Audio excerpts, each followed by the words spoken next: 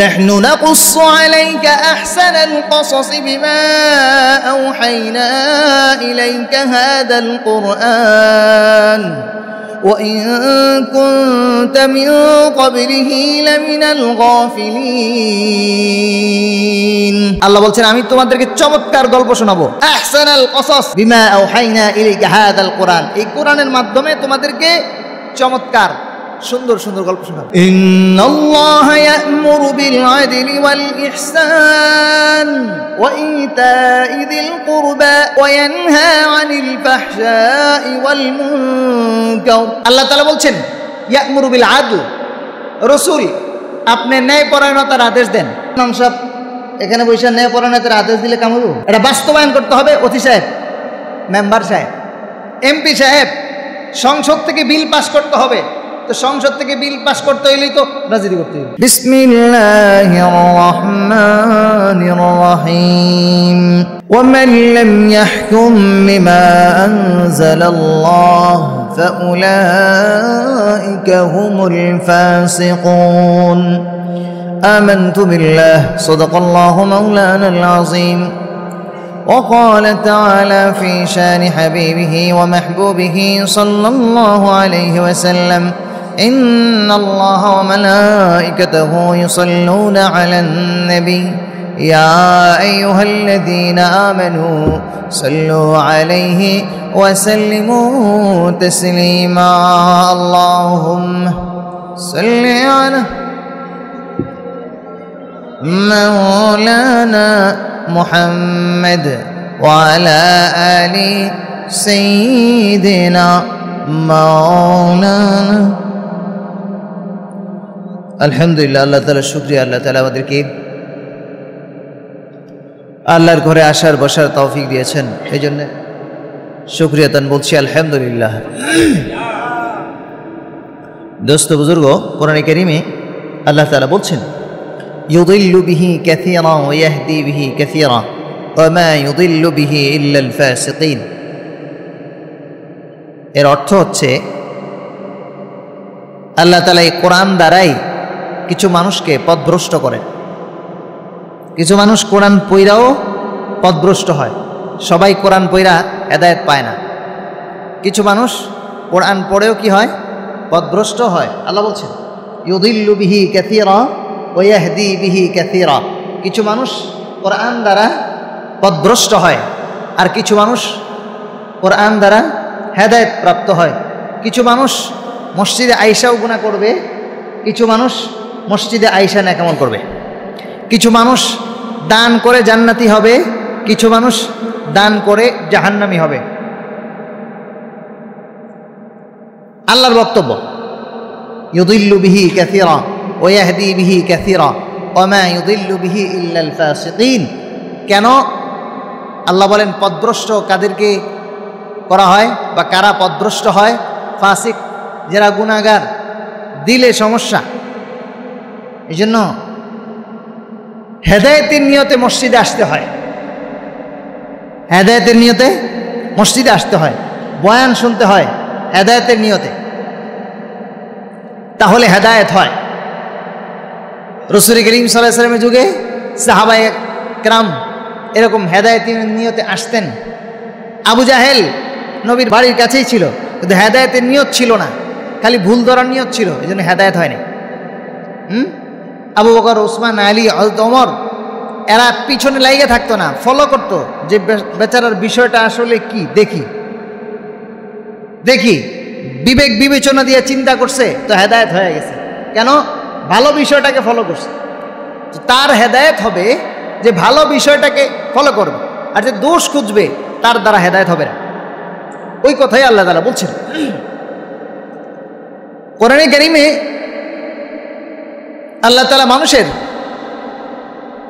কিয়ামত পর্যন্ত মানুষ যে সমস্ত বিষয়ের সম্মুখীন হতে পারে, এই সকল বিষয়ে আল্লাহ তাআলা কোরআনে বলে দিয়েছেন। কোনোটা স্পষ্ট, কোনোটা অস্পষ্ট। কিছু যে কেউ কোরআন পড়লেই বুঝে, আর কেউ কোরআন শরীফ পড়লেই, অর্থ পড়লেই সব বুঝে আসে না। গভীরভাবে খেয়াল করতে হবে।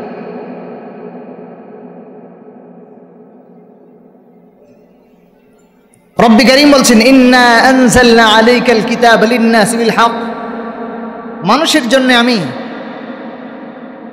এ কোরআন নাজিল করেছি ন্যায়সঙ্গতভাবে। ফামান ইহতাদা ফালিনাফসি, যে এটা দেখে সঠিক পথ গ্রহণ করবে সেটা তার জন্য কল্যাণকর। তিবিয়ানান লিকুল্লি শাই, আল্লাহ তাআলা বলছেন স্পষ্ট আমি সকল বিষয়ের বর্ণনা দিয়েছি, কিছু প্রকাশ্য একবারে বিস্তারিত করেছি, কিছু হলো ইঙ্গিত দিয়েছি। যেমন নামাজ পড়তে আল্লাহ তাআলা হুকুম দিয়েছেন, সবাই কয় আপনারাও জানেন পড়েন, কিন্তু কয় রাকাত নামাজ কিয়ামত পর্যন্ত কোরআন শরীফে খুঁজে পাবেন না।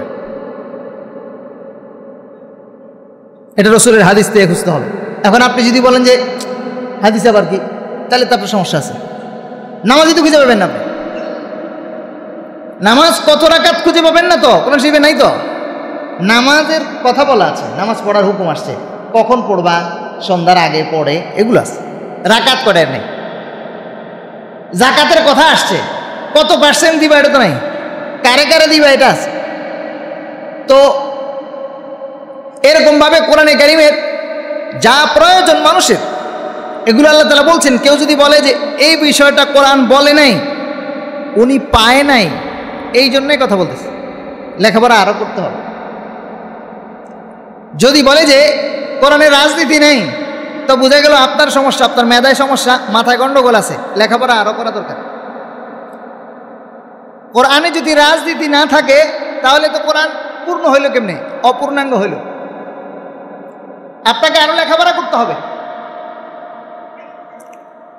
সূরা ফাতিহার অর্থই তো ঠিকমতো পারেন না, তো কোরআনে নাই বলেন কেমনে আপনি? আরো লেখাপড়া করা দরকার।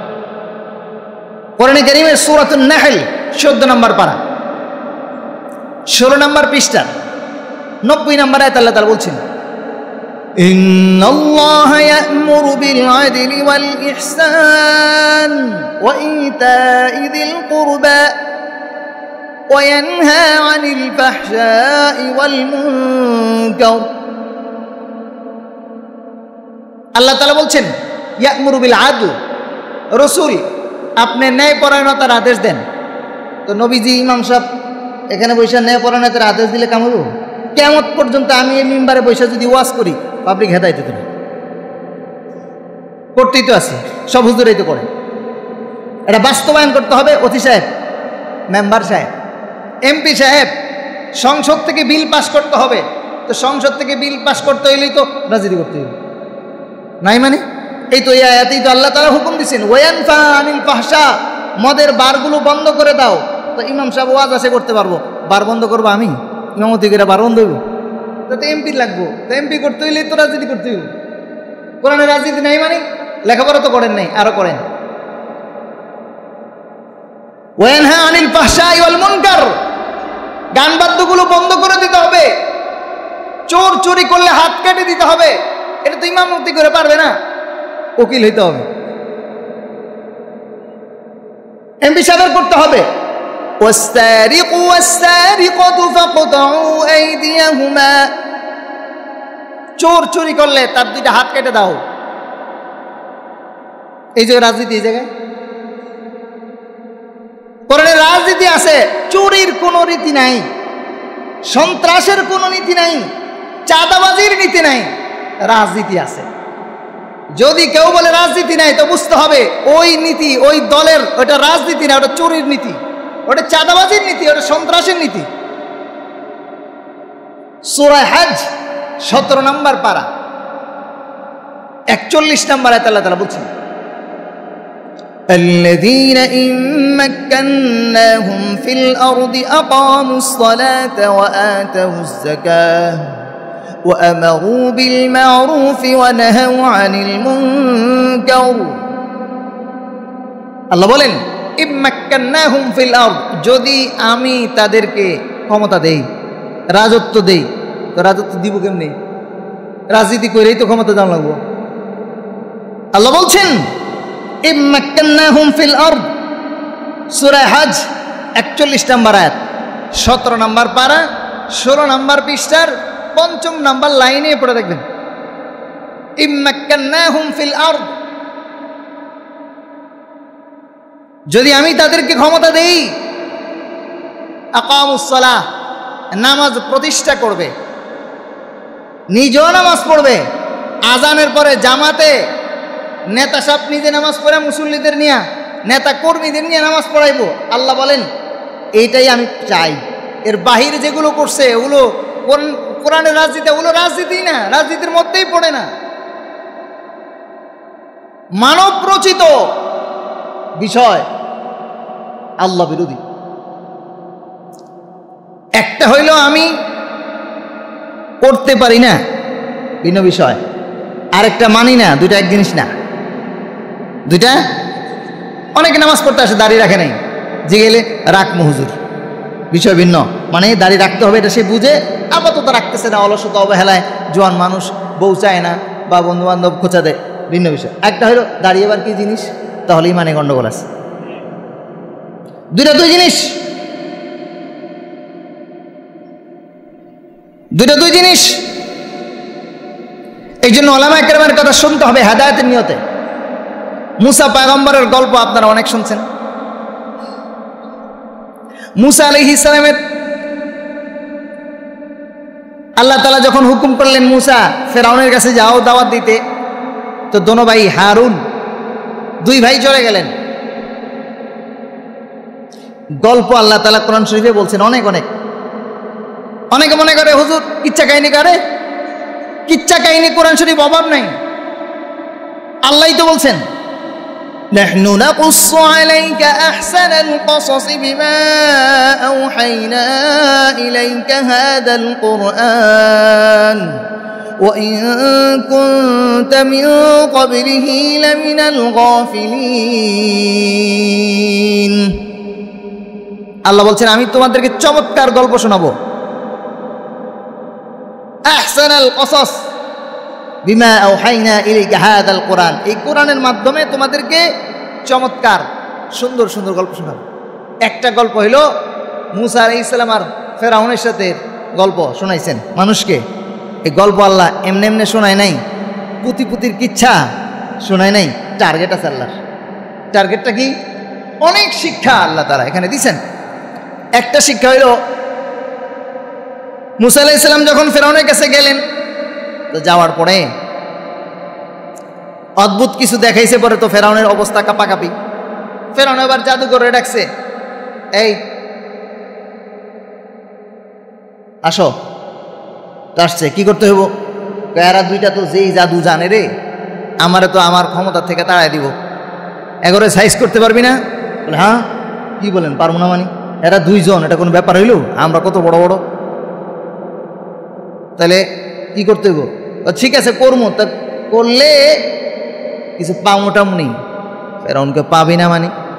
ও ইন্নাকুম ইযাল লামিনাল মুকাররাবিন,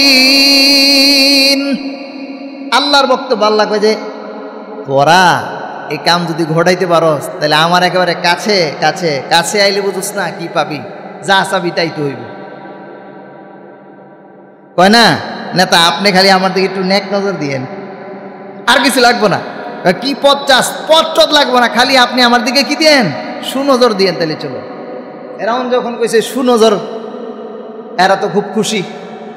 যাই হোক, জমা হয়ে গেল ফেরাউন তার বাহিনী, বিশাল বাহিনী, জায়গা মতো জাদুকররা জমা হয়ে গেল। মুসা আলাইহিস সালাম আসলেন, দুই পক্ষ উপস্থিত হওয়ার পরে এখন এই জাদুকররা মুসা আলাইহিস সালামের সামনাসামনি যখন হইল, হঠাৎ করে মুসা আলাইহিস সালামের চেহারার দিকে তাকাইছে তো তাকাইছে, চোখ আর ফুরায় না। আল্লাহু আকবার বলেন না? নবীর চেহারা, আল্লাহর সাথে যে ডাইরেক্ট কথা বলে, মনে মনে কয় এরে এই লোক এত সুন্দর নূরানি চেহারা আগে তো কোনোদিন দেখিনি, ফেরাউন তো আমাদেরকে দেখতে দেয়নি। মনে মনে কয় এ তো সাধারণ লোক না, নিশ্চয়ই কোনো ভালো লোক। এ যুগেও কিছু মানুষ আছে নিজ আলেমের কাছে যায় না এবং মানুষকে বলে না হুজুরদের কাছে যাও না, দিলে গন্ডগোল, হেদায়েত হবে না। ওলামায়ে কেরামের কাছে যাও, দিল চেঞ্জ হয়ে যাবে, আস্তে আস্তে তোমার কপাল ঘুরে যাবে।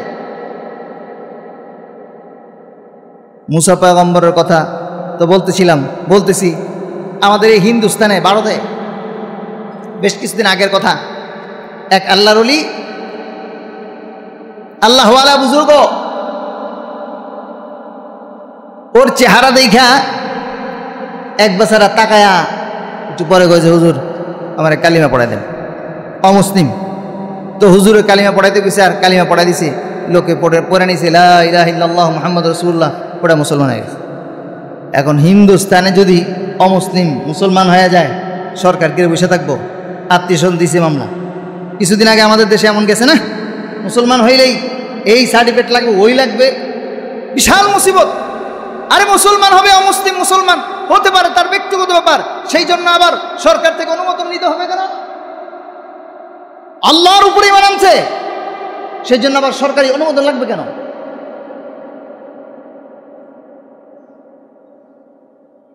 তো মামলা হয়ে গেছে হিন্দু দেশ। তো আল্লাহ আল্লাহরা ধৈরা তো নিতে আহে, সাধারণ লোক নিতে আহে না। দেন না হুজুর গো নিতে এলে কিন্তু অনেক গাড়ি আসে, আমার নিতে এলে তোমার আমি আর দৌড় দেওয়ার কিছু আছে? আমার যদি ধরতে হয় দৌড় দেওয়ার কিছু আছে? কিন্তু আমার যদি কোনো সময় ধরতে হয়, দেখবেন যে 1-2টা গাড়ি আইব না, 5টা গাড়ি, পুলিশ 1টা-2টা না, এগুলো চোখে দেখছি তো। খালি সেগুলাই হিসাব, ল্যাংডা মানুষ, হেরে যদি কয়েছে হুজুর 10 সেকেন্ডের মধ্যে যদি ওই জায়গায় যাইতে পারেন তো 5 লাখ টাকা দিন। একবার 5 লাখ লাগবে না, কারণ দৌড় দিয়ে গেলে হাসপাতাল থাকুন লাগবো কয়েক বছর, লড়তেই পারে না ঠিক মতো, কোনো রকম হাঁটে। এরে ধরতে 10-20টা গাড়ি আছে, ওলামা গ্রামে ধরতে এরকম লোকে, মানে এরা শীর্ষ সন্ত্রাসী আর কি। তো এই বুজুর্গরে জেল আপনার কোর্টে হাজির করছে। তো বিচারক জিজ্ঞাসা করতেছে, আপনার বিরুদ্ধে শিকায়ত है, অভিযোগ আছে। কি অভিযোগ? আপনি উসকো কালিমা পড়ায়া, আপনি তারে কালিমা পড়াইছেন। তো বুজুর্গ বলতেছে, না আমি তারে কালিমা পড়াই নাই। কালিমা কি তারে পড়ান যায়? আপনার কালিমা আমি বলতে কইতে পারুম, ভাই আপনি লা ইলাহা পড়েন, না পড়লে জোর করে করান যাবে। তো বিচারক আবার বলতেছে যে না আপনি কালিমা পড়াইছেন। উনি আবারও বলতেছে যে আমি পড়াই নাই, সে নিজে নিজেই পড়ছে। বিচারক যখন আবার কইছে, তো আল্লাহওয়ালার মেজাজ গরম হয়ে গেছে। তো আশপাশে যে পুলিশ দারোগা আছে এদেরকে বলতেছে, উসকো ভি মাইনে পড়া, হ্যাঁ, আঙ্গুল দিয়ে ইশারা করে বলতেছে, তাকেও কি আমি কালিমা পড়াইছি? যার দিকে ইশারা করে ওই কালিমা পড়ে মুসলমান হয়ে যায়। আগে একটাও মুসলমান আছিল, ওর দিকে তাকায় বলে, ওরও কি মুসলমান বানাইছি আমি? ও কালিমা পড়ে মুসলমান হয়ে যায়। 3-4টা যার আছে, যার দিকে ইশারা করে ওই যখন মুসলমান হয়ে যায়, বিচারক উঠে দিছে দৌড়, তার খাস কামড়ায় যায়, একবারে উসকো ইহা সে নিকালো, তার এখান থেকে সরাও, নাহলে যা বাপ সব আমারও জাদু করে ফেলাইবা, আমারই মুসলমান বানাবে। सुन्नत है मेरे पेश नजर कल्बों में अल्लाह, सुन्नत है मेरे पेश नजर कल्बों में अल्लाह, रोज़ा मेरे आँखों में है, काबा मेरे दिल में, रोज़ा मेरे आँखों में है, काबा मेरे दिल में। ये तो अल्लाह वाला, আল্লাহর সাথে সম্পর্ক হলে যা হয়, মাওলানা পাক চেহারার মধ্যে এক নূর দান করে দেয়, হাত উঠায় সব কিছু বলতে হয় না। এরকম হাজারো আল্লাহওয়ালার চাইতে মুসা পয়গম্বরের দাম অনেক বেশি। হাজারো আল্লাহওয়ালা বাইটা যদি সমান করা হয়, মুসা পয়গম্বরের জামার সমান মূল্য হবে না। ওই মুসা পয়গম্বরের চেহারার দিকে তাকানোর কারণে তাদের অবস্থাটা কেমন হবে? মনে মনে বলে, কোনদিন ফেরাউন আমাদেরকে মুসা পয়গম্বরের সামনে হইতে দেয় নাই, এত সাধারণ লোক হইতে পারে না। মনে মনে বিগড়ায় গেছে। এবার যখন বহস হবে, বহস তর্ক বিতর্ক হবে, এবার ওই জাদুকররা বলতেছেন, ঠিক আছে বহস তো হবে, মুসা পয়গম্বরের সাথে জাদুর সাথে আমাদের তর্ক বিতর্ক একটা খেলা হবে। তো জাদুকররা ভাবে উনি যেহেতু মুরব্বী মানুষ, ওনাকে একটু সম্মান করা দরকার। কিভাবে সম্মান করা যায়? এরা বলল, মুসা পয়গম্বরের দিকে তাকায় বলতেছেন, এবার সিদ্ধান্তটা দেন। যেমন কিছু কিছু বিচারে বা অনেক ক্ষেত্রেই মানুষ মুরব্বীদেরকে একটা ইজ্জত করে, শিক্ষিত মানুষকে ইজ্জত করে, সমবয়সী কিন্তু ভালো পরিবারের ছেলে হলে তারে সম্মান করে, অথবা বয়সে একটু বড় হলে সম্মান করে। ঠিক তারাও বললেন এটা তো সাধারণ মানুষ না, ওনাকে একটু সম্মান করা দরকার। ডেকে বললেন জাদু তো আমরাও করব, আপনিও করবেন, তবে আপনি বলেন কে আগে করবে। কোরআনে কারিমে সূরাতুত তাহা 16 নম্বর পারার একেবারে পৃষ্ঠার শেষ নাম্বার লাইনে আল্লাহ বলেন ক্বালা বাল আলকু আউয়ালা মান আলকা। বললেন ও মুসা পয়গম্বর আপনি বলেন, আপনি সিদ্ধান্ত দেন জাদুটা কে আগে করবে, আপনি আগে করবেন না আমরা আগে করব। শুধু এতটুকু নবীর সম্মান করছে। দেখেন এতটুকু নবীকে সম্মান করার কারণে কপালে কি হেদায়েত হয়ে যায়, কপালে কি হেদায়েত হয়ে যায়। মুসা পয়গম্বরকে সম্মান করলেন। মুসা আলাইহিস সালাম বললেন ক্বালা বাল আলকু, তাদেরকে বললেন তোমরা তোমাদের এই রশি আর লাঠি ফালায় দাও, তোমরা আগে জাদু করো। ক্বালা বাল আলকু ফাইদা হিবালুহুম ওয়া ইসিয়ুহুম ইউখায়্যালু ইলাইহি মিন সিহরিহিম আন্নাহা তাসআ। এদেরকে বলল তোমরা আগে ফালাও। অনুমতি পাওয়ার পর এরা এদের রশি জাদুর লাঠি যা আছে সবগুলো ফালায় দেয়। ফালায় দেওয়ার পরে এবার এদের রশি আর জাদুর লাঠিগুলো সাপ হয়ে টকবক করতে থাকে, দৌড়াদৌড়ি করতে থাকে। মানুষও ভয়ে ভয়ে দৌড়ায়, যারা খেলা দেখতে আসছিল এরাও দৌড়ায়। কিন্তু ফেরাউন তো জানে আর কিছু হবে না, ফেরাউন জায়গা মতো বসে আছে। ফাইদা হিবালুহুম ওয়া ইসিয়ুহুম ইউখায়্যালু ইলাইহি মিন সিহরিহিম আন্নাহা তাসআ ফাওজাসা ফি নাফসিহি খিফাতাম মূসা। ওই সাপ দেখা মূসা আলাইহিস সালামের দিলের ভিতরে একটু ভয় ভয় লাগছে। মানুষ তো মানুষ। মূসা আলাইহিস সালামের অবস্থা দেখা বলবেন হুজুর আবার বিতর্ক লাগাই দিয়েন না। হুজুর কি বললেন? মূসা পয়গম্বর ভয় পেয়েছেন। আল্লাহ বলছেন আমি কি বলবো? আপনি এতদিন শুনেন না, এটা আপনার ব্যর্থতা। ফাআউজাসা ফি নাফসিহি খিফাতাম মূসা। মূসা পয়গম্বর মানবিক নবী হিসাবে না, মানুষ তো ওনার ভিতরে আছে, মানবিক বিবেচনায় কিছুটা পিছিয়ে চলে গেলেন। কারণ সাপ তো তাজা সাপ দেখলে ওনার দিকে ধায়া আসতেছে, একটু ভয় লাগবে। আল্লাহ বললেন ফাআউজাসা ফি নাফসিহি খিফাতাম মূসা ক্বালু ইয়া মূসা ইম্মা আন তুলকিয়া ওয়া ইম্মা আন নাকুনা আউওয়ালা মান আলকা। আল্লাহ বললেন মূসা আলাইহিস সালাম যখন পিছে যায়, আল্লাহ তাআলা বললেন মূসা কিরে পিছে যাস কেন? যখনই আল্লাহ বলছেন মূসা পিছে যাও কেন, মূসা আলাইহিস সালাম একটু সাহস পাইছে। দেখেন না মানুষ কিছুটা ভয় পেয়ে গেলে বাচ্চারা পিছন থেকে আপনি ডাক দিবেন আব্বু আমি আসি, দেখবেন যে আর জোর বাইরে গেছে, দাঁড়ায় যায়। যখনই আল্লাহ বলছেন মূসা পিছনে যাস কেন, আমি তো আসি, মূসা আলাইহিস সালাম সাথে সাথে ঝাড়া দিয়ে দাঁড়ায় গেছেন। সুতরাং এ যুগও বোঝা গেল মুসিবতের সম্মুখীন হলে, হামলা মামলার সম্মুখীন হলে মূসা পয়গম্বর রাষ্ট্রবিরোধী রাষ্ট্রের স্বৈরাচারের বিরুদ্ধে যখন দাঁড়িয়ে গেলেন, জাদুকরদের সামনে দাঁড়ায় যখন যেমন কিছুটা ভয় পেয়েছিলেন, জালেমদের বিরুদ্ধে কথা বলতে গেলে, জুলুমের নির্যাতনের সম্মুখীন হয়ে গেলে মূসা পয়গম্বর যেমন কিছুটা ভয় পেয়েছিলেন, এই যুগও কিয়ামত পর্যন্ত ওলামায়ে কেরাম যদি জালেমদের বিরুদ্ধে কথা বলে, কোরআনের পক্ষে কথা বলতে যায়, হামলা মামলার সম্মুখীন হয়ে যায়, বোঝা গেল মাঝে মধ্যে কিছুটা ভয়ও আসতে পারে। কিন্তু পরক্ষণে যেন মাওলা কারীমের আবার এক আয়াত নাজিল হয়ে যাবে। আল্লাহর প্রতি যখন আরেক ওলামায়ে কেরাম সাহস দিবেন, তো হুঙ্কার দিয়ে আবার দাঁড়ায় যাবে, ভয়ের কিছু নাই, পিছপা হবা না, মালিকের উপরে ভরসা করে দাঁড়ায় যাও। রব্বি কারীম বলেন বান্দা যখন আমার পক্ষে কাজ করতে যায়, তখন ওই বান্দা শুধু আমার পক্ষে কাজ করতে গেলে ও শুধু একা যায় না, আমি রবের সাহায্য তার সাথে হাজির হইয়া যায়।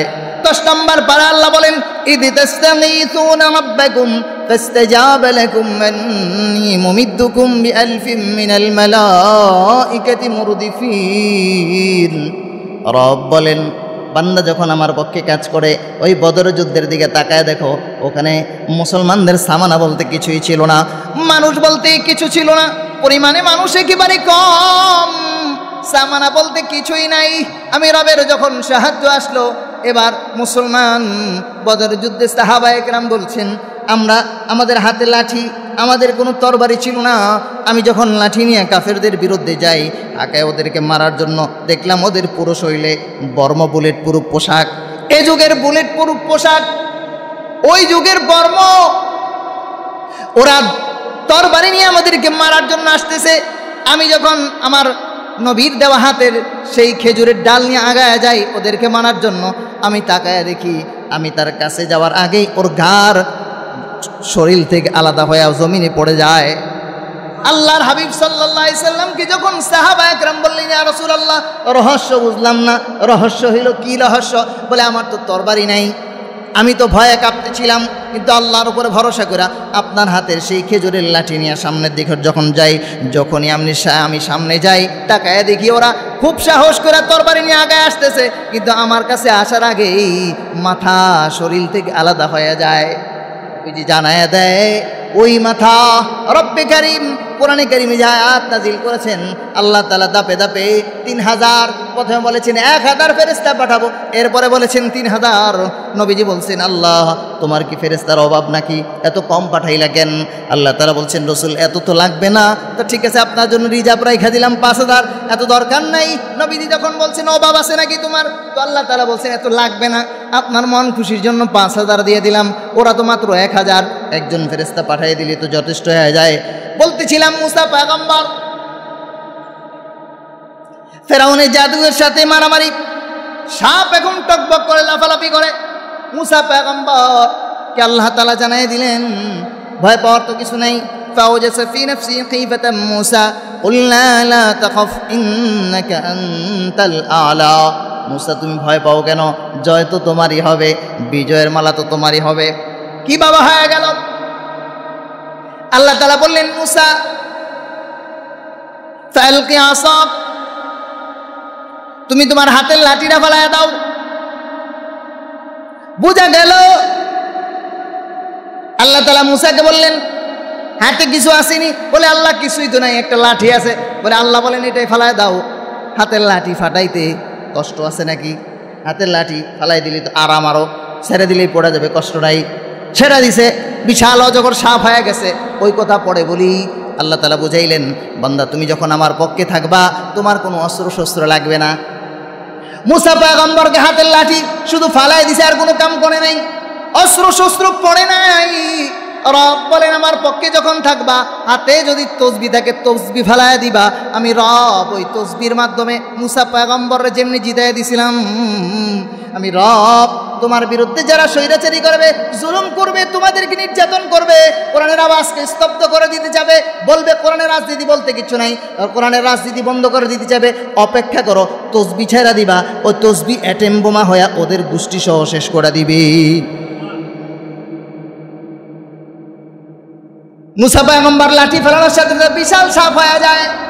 এবার সাপ শুধু হা করেছে, বাকি সবগুলো যখন গিলাফ হয়ে ফেলছে, সাপ খাওয়া যখন শেষ, জাদুকররা বুঝতে পারছে এবার তো আমাদের পালা। সাপের তো এখনো পেট ভরে নাই, বুঝাই যেতেছে। কুলনা লা তাকাফ ইন্নাকা আনতাল আ'লা ওয়ালকি মা ফি ইয়ামিনিকা তালকাফ মা সানাউ। এরা যা করছে সবগুলো গিলা খেয়ে ফেলছে। ইন্নামা সানাউ কাইদু সাহিরিন ওয়া লা ইফলিহুস সাহিরু হাইথু আতা। আল্লাহ বলেন, এবার ওই জাদুকররা বুঝতে পারছে আমাদের ব্যর্থতা নিশ্চিত। এবার তারা চিন্তা করলো বাঁচার উপায় কি। ওই যে মুসা পয়গম্বরকে একটু সম্মান করেছিল, মুরব্বী হওয়ার কারণে, চেহারায় নুরানি চেহারা দেখার কারণে, নুরানি চেহারা দেখার কারণে যে সম্মান করেছিল, আল্লাহ বলেন নবীকে সম্মান করার কারণে, ওই সম্মান করার কারণে, নবীকে সম্মান করার কারণে এই বিষয়টা আল্লাহর কাছে বড় পছন্দের হয়েছে। এই জন্য যুগে যুগে মানুষ যদি কিয়ামত পর্যন্ত মানুষ নবী আর পাবে না, সম্মান করবে উলামায়ে কেরামকে, নবীর নায়েব রাসূলকে যখন সম্মান করবে, আল্লাহ ওয়ালাদেরকে যারা সম্মান করবে ওদেরকেও আল্লাহ হেদায়েতের মালা গলায় পরায় দিবেন। মুসা পয়গম্বরকে সম্মান করার কারণে আল্লাহ বলেন, ওরা ঈমান আনার কোনো প্ল্যান করে নাই, কিন্তু আমার নবীকে সম্মান করার কারণে, দিলের ভিতরে ইজ্জত আনার কারণে ফাউলকিয়াস সাহারাতু সুজদা, ঠিক যেভাবে বলতেছি আয়াতটা এরকম, ফাউলকিয়াস সাহারাতু সুজদা, ওরা নিজেরা সিজদা দেয় নাই, আমি রব এদের প্রত্যেকটার ঘাড় দইরা আমি সিজদার মধ্যে ফালায় দিছি। ফাউলকিয়াস সাহারাতু সুজদা ক্বালু ইয়া মূসা ইম্মা আন তুলকিয়া ওয়া ইম্মা আন নাকুনা আউওয়ালা মান আলকা। আল্লাহ বলেন একটা মাত্র কাজ করছে, শুধু নবীকে সম্মান করার কারণে এর ইজ্জত এই পরিমাণ বাড়ায় দিলাম। এরা যখন সেজদায় উঠায় পড়লো, ফেরাউন কই কি রে, ঘটনা তো বুঝলাম না। এরা সেজদায় পড়ে গেল। ফেরাউনের ওইদিকে আপাতত তাকানোর সময় নেই, কারণ সাপ তো এখনো জায়গা মতো আছে। ফেরাউন এখন সাপের আতঙ্কে আছে, সেও একটু একটু পালায়, কারণ তার জাদুঘররাও তো সেজদায় পড়ে গেছে। এখন জাদুঘরের দিকে তাকায় দেখে বাহিনী তো বাকিরা নাই, সবাই তো জানের ভয় আছে। তরবারি আর পিস্তল দিয়ে কি হবে, কারণ সাপ তো এই পরিমাণ বড় হয়েছে। পিস্তল আর কত বড়, গুলি আর কতটুকু, মানুষের সাইজ কতটুকু হবে, এই পরিমাণ বড় হয়েছে। সবগুলো গিলে খায়া ফেলাইতেছে। ফেরাউন এখন পালায়। আল্লাহ বলেন দেখো দেখো মজাটা এখন কেমন দেখো। আরে মুসা পয়গম্বর তো, সে তো বড় বড় পরের কথা। এই জন্য হেদায়েতের নিয়তে প্রথমেই কোরআনে কারীমের আয়াত পড়েছিলাম। রব্বে কারীম বলেছেন ইউদিল্লু বিহি কাসীরা ওয়া ইয়াহদি বিহি কাসীরা ওয়া মা ইউদিল্লু বিহি ইল্লাল ফাসিকিন। আল্লাহ বলেন কোরআন দ্বারা কিছু মানুষ পথভ্রষ্ট হবে, দান করার পরেও জাহান্নামে যাবে। কিছু মানুষ দান করে জান্নাতে যাবে, কিছু মানুষ মাহফিলের কমিটি হয়ে জাহান্নামে যাবে, কিছু মানুষ মাহফিলের কমিটি হয়ে জান্নাতে যাবে, কিছু মানুষ দাড়ি টুপি রেখা জান্নাতে যাবে, কিছু মানুষ দাড়ি টুপি রেখা জাহান্নামে যাবে, কিছু মানুষ রাজনীতি করে জান্নাতে যাবে, কিছু মানুষ রাজনীতি করে জাহান্নামে যাবে, কিছু মানুষ বিচার আচার মহল্লায় বিচার করে জান্নাতি হবে, আর কিছু মানুষ বিচার আচার করে জাহান্নামী হবে। কেন হবে রে দোস্ত? কোরআনে কারীম বলেন ওগুলো দিলের সমস্যা, নিয়তের গন্ডগোল। এই জন্য হেদায়েতের নিয়তে বয়ান শোনা, যে কোনো বয়ান শুনতে আমি যাব, এমন মনে করব যে আমি ওনার কথা থেকে কিছু গ্রহণ করব, ভালোগুলো গ্রহণ করব, আর যেটা আমার বুঝি না আসলে ওনাকে জিজ্ঞাসা করব। কারণ যিনি কথা বলেন নিজের পক্ষ থেকে কথা বলে না। আল্লাহ রাব্বুল আলামিন যে কোরআন পাঠাইছেন, যেই নবীর উপর পাঠাইছেন, ওই রসুলের পক্ষ থেকে বলা হয়। ধারাবাহিক সিরিয়াল আমরা শিখেছি আমার ওস্তাদ আল্লামা হাসান জামিল সাহেব থেকে, মনজুরুল ইসলাম আফিন্দি সাহেব থেকে লেখাপড়া করেছি, হাদিসের সনদ নিয়েছি। আল্লামা আহমদ শফি শেখুল ইসলাম আহমদ শফি রহমতুল্লাহ আলাইহির থেকে হাদিস শিখেছি। যদি জিজ্ঞাসা করা হয় আপনি কার থেকে শিখেছেন, বলে দিবেন হোসেন আহমদ মাদানী থেকে রসুলের হাদিস শিখেছি। ওনাকে জিজ্ঞাসা করবেন, জবাব দিবেন কাসিম নানুতুবি শেখুল হিন্দ মাহমুদুল হাসান দেওবন্দি থেকে হাদিসের সনদ দিয়েছি, নবীর হাদিস পড়েছি। ওনাকে জিজ্ঞাসা করলে বলবেন কাসিম নানুতুবি কাসিমুল খায়রাত নানুতুবি রহমতুল্লাহ আলাইহি থেকে রাসূল করিম সাল্লাল্লাহু আলাইহি ওয়াসাল্লামের হাদিস শিখেছি। কোরআন কেমনে পাইলাম, কার থেকে শিখলাম? ওনাকে জিজ্ঞাসা করে বলবো শেখুল হিন্দ মাহমুদুল হাসান দেওবন্দি, এরপরে কাসিম নানুতুবি, এরপরে বলা হবে শাহ আব্দুল আজিজ মুহাদ্দিস দেহলভি। এরপরে যদি জিজ্ঞাসা করা হয় আপনি কার থেকে শিখেছেন, বলবেন আমি শাহ আব্দুল আজিজ মুহাদ্দিস দেহলভি। উনি ওনার বাবা শাহ ওলিউল্লাহ মুহাদ্দিস দেহলভি থেকে। এভাবে সিরিয়াল শাহ আব্দুল আজিজ মুহাদ্দিস দেহলভি রহমতুল্লাহ আলাইহি কথাটা চলে আসছে। এই জন্য ওনার প্রসঙ্গে একটা কথা বলে নাই। শাহ আব্দুল আজিজ মুহাদ্দিস দেহলভি রহমতুল্লাহ আলাইহি কেমন ছিলেন, ওনার কথা পড়ে ওনার এক ছাত্রের ঘটনা শোনাই। ছাত্ররা লেখাপড়া করে, এর মধ্যে একজন সুন্দর সুশ্রী চেহারার ছাত্র আছে। পাশের বাড়ির এক মাইয়া ওই ছাত্রের দিকে নজর দিছে, উল্টাপাল্টা চিন্তা ভাবনা করতেছে, কিন্তু ছাত্রের কোনোদিন বাগে পায় না। ছাত্র অনেক দূর থেকে আসে, ওস্তাদের কাছে আসা আর নিজের বাড়ি মাঝখানে অনেক দূরত্ব। হঠাৎ করে একদিন মেয়ে তার বাড়ি ফাঁকা, ছাত্র রাস্তায় পেয়ে গেছে।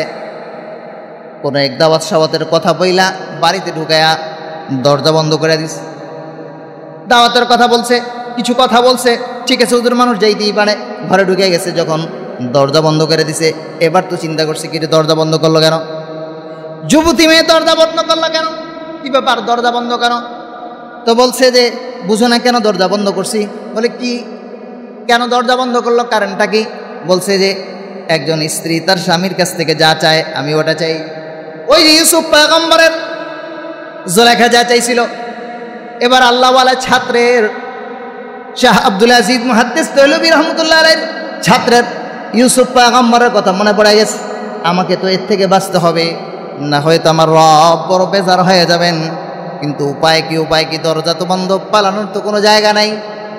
হঠাৎ করে বলে, পেটে হাত দিয়ে বলতেছে, পেটটা যেন কেমন কেমন লাগতেছে। বলে ঠিক আছে, সমস্যা নাই, বাথরুম তো পাশেই আছে, যাও। ঢুকে গেছে বাথরুমে। দেখেন আল্লাহ রাব্বুল আলামিন কি বলেন? রব বলেন তাকওয়া কাকে বলা হয়, আল্লাহর ভয় কাকে বলেন? আল্লাহর ভয় যারা অর্জন করবে রব এদেরকে কি পুরস্কার দেন? এ বেচারা বাথরুমে যায়, যখন তখন তার মানুষের বাথরুম হয় না, বড় কষ্ট কইরা কিছু ময়লা বের করছে, ওগুলো বের কইরা ওই ময়লাগুলো হাতে নিছে, হাতে নিয়ে নিজের শরীরে মাখাইছে, মাখায় টাকায় বাথরুম থেকে বের হয়ে আসছে। এবার বাথরুম থেকে যখন বের হয়ে আসছে, এই বেচারি এই মেয়ে এখন বলে কি দুর্গন্ধ, বের হয়ে যাও, বের হয়ে যাও। তাড়াতাড়ি ঘর থেকে বের করে দিছে। এ আল্লাহর বান্দা ঘর থেকে বের হয়ে আবার চিন্তা করে উস্তাদের কাছে যাইতে হবে। কিভাবে যায়, কিভাবে যায়? বাহিরে যায়, রাস্তার মধ্যে এক পুকুর পাইছে, জলাশয়, খাল বিল, ওখানে গোসল করছে। কিন্তু গোসল করলে কি হবে? রাস্তায় তো কোনো সাবান নাই, বাড়িতেও তো যাওয়া সম্ভব নয়। আগে তো আর এরকম অ্যাভেলেবেল মাদ্রাসা ছিল না। দূর দূরান্ত থেকে 5 কিলোমিটার 10 কিলোমিটার দূরে যায় মানুষ লেখাপড়া করছে। আমরাও ছোটকালে এরকম প্রায় 5-6 কিলোমিটার দূরে যায় মাদ্রাসায় পড়ছিলাম। সেই মধুপুর মাদ্রাসা, সেই সৈয়দপুর মাদ্রাসায় পড়েছি। অনেক দূরে, অনেক দূরে 4-5 কিলোমিটার হেঁটে যেতে হয়েছে। ওস্তাদজির কাছে যখন রাস্তা থেকে গোসল করে কোনো রকম পরিষ্কার টরিষ্কার হয়ে আব্দুল আজিজ মুহাদ্দিস দেহলভী রহমতুল্লাহ আলাইহির দরবারে হাজির হয়েছে। ক্লাসের মধ্যে হাজির হয়ে গেছে। উস্তাদ ক্লাসে আইসা সালাম দিয়া বলতেছেন, इससे पास जन्नत की खुशबू आ रही है, जन्नत की खुशबू आ रही है, किसके पास बताओ। उस्ताद क्लासे আজকে বৈশা কোনো কথা নাই, সালামের পর বলতেছে কার কাছ থেকে জান্নাতের সুঘ্রাণ আসতেছে বলো। ছাত্ররা কোনো কথা বলে না। আর ওই ছেলে মনে মনে এদিকে তাকায়, টুকটাক এদিকে তাকায়, কিরে দুর্গন্ধ আবার কোন জায়গা থেকে আসে। মনে তো দিলে ভয়, আল্লাহর সাথে কেমন সম্পর্ক। বান্দা যখন আল্লাহকে ভয় করে, গুনাহ থেকে বাঁচতে চায়, মালিক দুনিয়ার জমিনে কেমন পুরস্কার দেয়।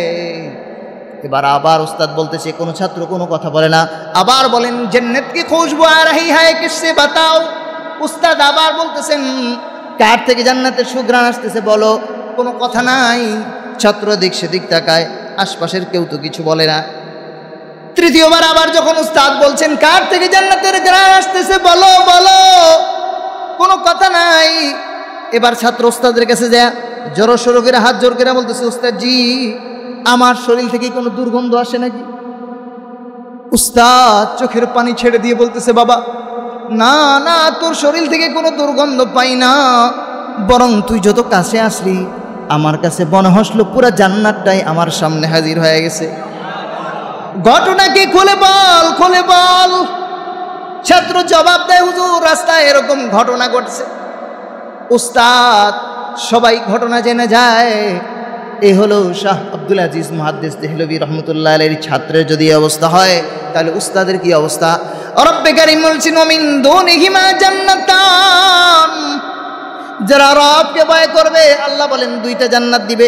দুনিয়া বহু মানুষ 2টা জান্নাত। হযরত ওমর রাদিয়াল্লাহু তাআলা আনহুর জামানায় এক যুবক 2 জান্নাত পাইছে। ওই ঘটনা আরেকদিন শোনাবো। তো বলতেছিলাম আল্লাহ ওয়ালার চেহারার দিকে তাকানো, উলামায়ে কেরামের চেহারার দিকে তাকানো, ওনাদের কথা হেদায়েতের নিয়তে শুনলে আল্লাহ হেদায়েত দান করে দিবেন। শাহ আব্দুল আজিজ মুহাদ্দিস দেহলভী রহমতুল্লাহ আলাইহি কেমন আলেম ছিলেন, কেমন উস্তাদ ছিলেন। একবার এক খ্রিস্টান পাদ্রী আয়েশা বলতেছে, বাইবেল নিয়ে আসছে, বাইবেল নিয়ে আয়েশা বলতেছে, হুজুর আপনাদের সাথে অনেক দ্বন্দ্ব, জীবনভর অনেক দ্বন্দ্ব হয়েছে, এখন দ্বন্দ্বের ঝামেলা শেষ করে ফেলতে চাই, আজকে থেকে ঝামেলা মিটমাট। কিভাবে হবে? বলে বাইবেল নিয়ে আসছি। আমরা বলি বাইবেল আল্লাহর ধর্ম, আল্লাহর গ্রন্থ, কিতাব। আপনারা বলেন কোরআন আল্লাহর কিতাব। তাহলে আজকে একটা বাইবেল আমি নিলাম, আপনি একটা কোরআন শরীফ নেন, সামনে আগুন জ্বালানো হবে, মানুষজন উপস্থিত থাকবে, আগুনের মধ্যে ফালায় দিব। যেই কিতাব জ্বলে যাব ওটা 2 নাম্বার, আর যেটা ঠিক থাকবে ওটা আসল। শাহ আব্দুল আজিজ মুহাদ্দিস দেহলভী রহমতুল্লাহ আলাইহি ভাবলেন, কিন্তু এত বড় কথা। সাথে সাথেই মুহূর্তের মধ্যে উনি মোরাকাবা করলেন। মোরাকাবা করে দেখে যে কত বড় বাটপার, বাইবেলের মধ্যে কেমিক্যাল মিশায় নিয়ে আসছে। কেমিক্যাল লাগাইলে আর পড়বে না। এবার আল্লাহওয়ালা শাহ আব্দুল আজিজ মুহাদ্দিস দেহলভী রহমতুল্লাহ আলাইহি বলতেছেন, হ্যাঁ হ্যাঁ বিতর্কের ঝামেলা আজকে শেষ করে ফেলতে হবে। বলে হ্যাঁ হুজুর, আমিও তো এটাই চাই। বলে হ্যাঁ, তুমিও বলো বাইবেল আল্লাহর কিতাব, আমি বলি কোরআন আল্লাহর কিতাব। তবে আল্লাহর কিতাব যদি আমরা আগুনের মধ্যে ফালায় দিই তাহলে বেইজ্জতি হয়। তার আরেকটা কাজ করা যায়। বলে কি কাজ?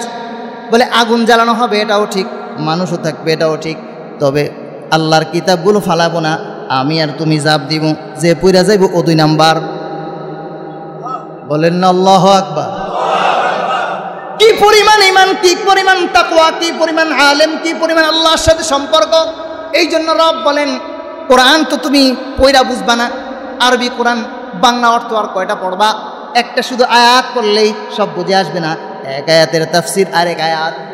ইউদিল্লু বিহি কাসীরান ওয়া ইয়াহদি বিহি কাসীরা ওয়া মা ইউদিল্লু বিহি ইল্লাল ফাসিকিন। লম্বা কথা আজকে আর বলতে পারবো না, সময়ও শেষ। মাহফিল আবার ময়মনসিংহ মোটামুটি দূর আছে, যাত্রাপথ কম নাই। বলতেছিলাম কোরআন দ্বারা আল্লাহ কিছু মানুষ পথভ্রষ্ট হয়, কিছু মানুষ হেদায়েত হয়। এই জন্য হেদায়েত পাবার জন্য হেদায়েতের নিয়তে বয়ান শোনার ইচ্ছা আছে তো ইনশাআল্লাহ। হেদায়েতের নিয়তে যদি বয়ান শোনা যায় আল্লাহ আমাদেরকে হেদায়েত দিয়েই দিবে। ফাইনাল কথা বলি, কোরআনে রাজনীতি আছে, চুরির কোনো নীতি নাই। কোরআনে রাজনীতি আছে, চাঁদাবাজির কোনো নীতি নাই। কোরআনে রাজনীতি আছে, খুনাখুনির কোনো নীতি নাই। কোরআনে রাজনীতি আছে, কোনো জুলুম, স্বৈরাচারী, ডেউটিন চুরি, মানুষের জানমাল নষ্ট করা, অন্যের হক মারার কোনো নীতি কোরআনে। আল্লাহ আমাদেরকে কোরআন অনুযায়ী জীবনযাপনের তৌফিক দান।